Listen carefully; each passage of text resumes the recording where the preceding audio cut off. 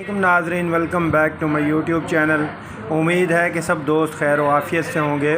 तो आज हम बात करेंगे सिरप डुफालिक किस लिए इस्तेमाल किया जाता है, इसके फ़ायदे क्या हैं और इसके नुकसानात क्या हैं, और कौन से ऐसे पेशेंट्स हैं जिनमें इसका इस्तेमाल कर सकते हैं और कौन से ऐसे पेशेंट्स हैं जिनमें इसका इस्तेमाल नहीं कर सकते। तो आज की इस वीडियो में हम मुकम्मल डिटेल के साथ बात करेंगे क्या डायबिटिक के जो पेशेंट होते हैं कि शुगर वाले जो पेशेंट हैं क्या उनमें हम इस्तेमाल कर सकते हैं या नहीं।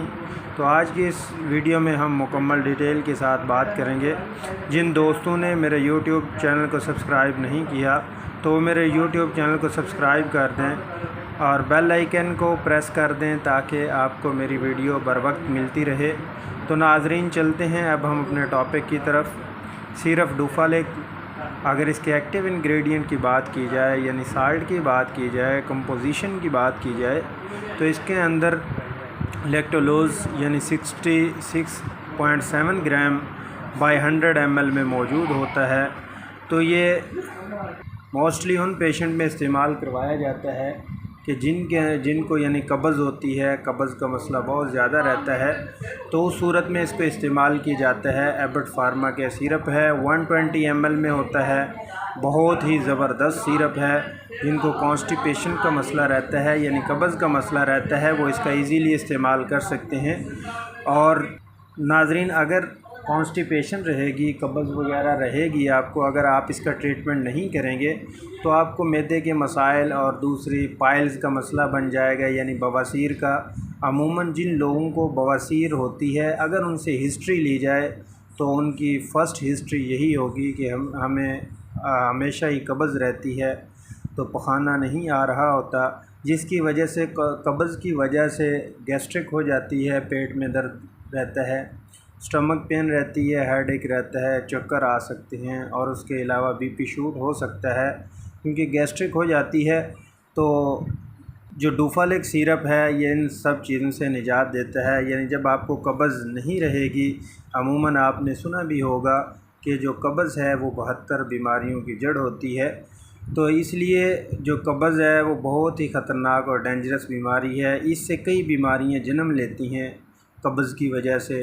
अगर हम इसकी डोजेज की बात करें यानी जो अडल्ट हैं, बड़ों में जो हम पहली डोज़ देंगे, फ़र्स्ट डे हम स्टार्टिंग डोज़ देते हैं, 15 से 45 ml तक डोज़ इसकी दे सकते हैं और डेली बेस पे हम 15 से 30 ml दे सकते हैं। और इसके अलावा चिल्ड्रन में यानी बच्चों में 7 से जो 14 साल की उम्र के बच्चे हैं उनको स्टार्टिंग डोज़ जो है हम 15 ml तक दे सकते हैं और उनकी जो डेली की डोज़ है, मेंटेनेंस है, कब्ज़ की सूरत में 10 से 15 ml दे सकते हैं। और उसके अलावा नाज़रीन जिनकी एज 1 से 6 साल है उनको हम जो है ना 5 से 10 ml दे सकते हैं जो फ़र्स्ट डोज़ है। और उसके अलावा इसके अलावा स्टार्टिंग जो डोज़ है इनकी 5 to 10 ml दे सकते हैं, यानी 5 से 10 ml हम दे सकते हैं उसको कॉन्स्टिपेशन में। इसी तरह नाज़रीन जो अंडर 1 ईयर प्लस हैं उनमें हम यानी अप टू 5 ml दे सकते हैं, यानी 2 टीस्पून हम उनको यूज़ करवा सकते हैं कॉन्स्टिपेशन की सूरत में।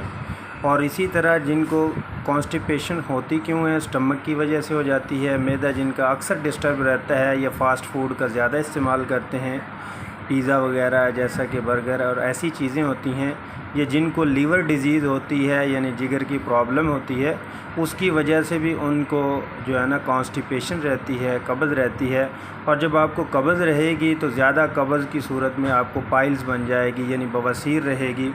जब बवासीर रहेगी तो उससे काफ़ी तबीयत अपसेट रहेगी, बीपी शूट भी हो सकता है, अदर काफ़ी डिजीज़ हो सकती हैं। तो उम्मीद है कि नाज़रीन आपको ये मेरी वीडियो अच्छी लगी होगी।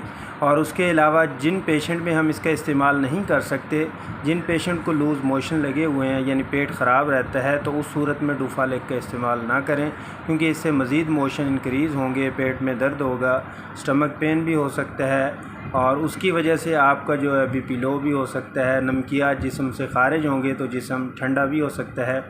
उम्मीद है कि नाज़रीन आपको ये वीडियो अच्छी लगी होगी। वीडियो को लाइक शेयर ज़रूर कीजिएगा, अपना ख्याल रखिएगा, दोस्त अहबाब का ख्याल रखिएगा।